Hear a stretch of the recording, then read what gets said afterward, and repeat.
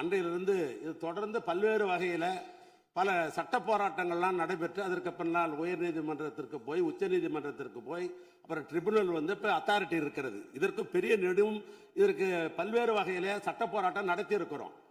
இது முழுமையாக திராவிட முன்னேற்ற கழகத்துக்கு தெரியும்.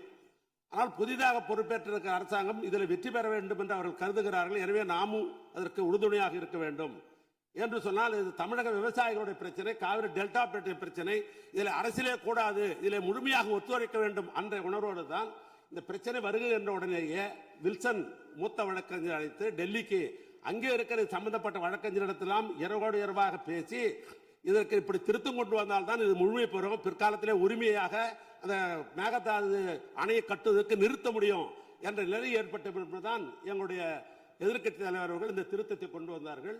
முதலமைச்சர் அவர்களும் அதை படித்து பார்த்து பெருந்தன்மையோடு இதை இணைத்து ஒன்றாக போராடுவோம் என்ற நிலையில் தான் இன்றைக்கு அந்த தீர்மானத்தை நிறைவேற்றிருக்கிறார். அதற்காக திராவிட முன்னேற்ற கழகத்தின் சார்பாக அவருக்கு எங்களுடைய பாராட்டுதலையும் நன்றி அந்த நேரத்தில் தெரிவித்துக் கொள்கிறோம். அதில் ஒன்றும் மாற்று கருத்தும் அல்ல.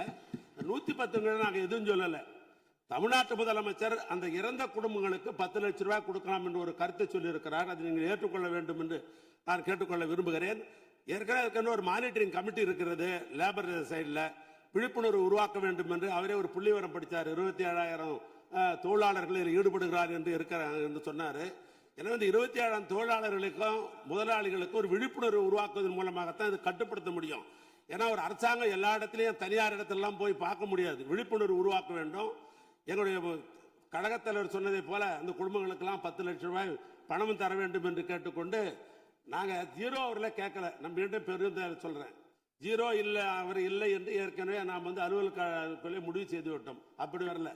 சில நேரங்களில் தமிழ்நாட்டில் நாம் எதிர்பாராத விபத்துகள் நடந்துவிடும். நம்ம யாருமே எதிர்பார்க்க மாட்டோம், ஆனால் நடந்துடும். அது அரசாங்கத்துக்கு கவனத்துக்கு கொண்டு வரணும். அது கவன ஈர்ப்பு தீர்மானம். நான் உங்ககிட்ட கொடுத்த விட கவன ஈர்ப்பு தீர்மானம் தான். அந்த கவன ஈர்ப்பு தீர்மானத்தில் அனுமதித்தான் கொஞ்சம் விவரமா சொல்லியிருப்போம். நான் அதனால தான் சொல்றேன், அது வேற ஒன்றும் அல்ல, குற்றச்சாட்டு அல்ல. நான் மீண்டும் சொல்லுகிறேன், குற்றச்சாட்டு அல்ல.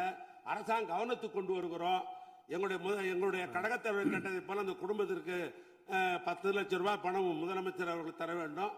மீண்டும் சொல்லுகிறேன், எங்களுடைய தலைவர், எங்களுடைய சட்டமன்ற உறுப்பினர் அத்தனை பேரும் சார்பாக மாண்புமிகு முதலமைச்சர் இன்றைக்கு பிறந்த நாள் விழா, அவருக்கு எங்களுடைய திமுக சார்பாக முதல்ல நல்வாழ்த்துக்களை தெரிவித்துக்கிற அதே நேரத்தில் இந்த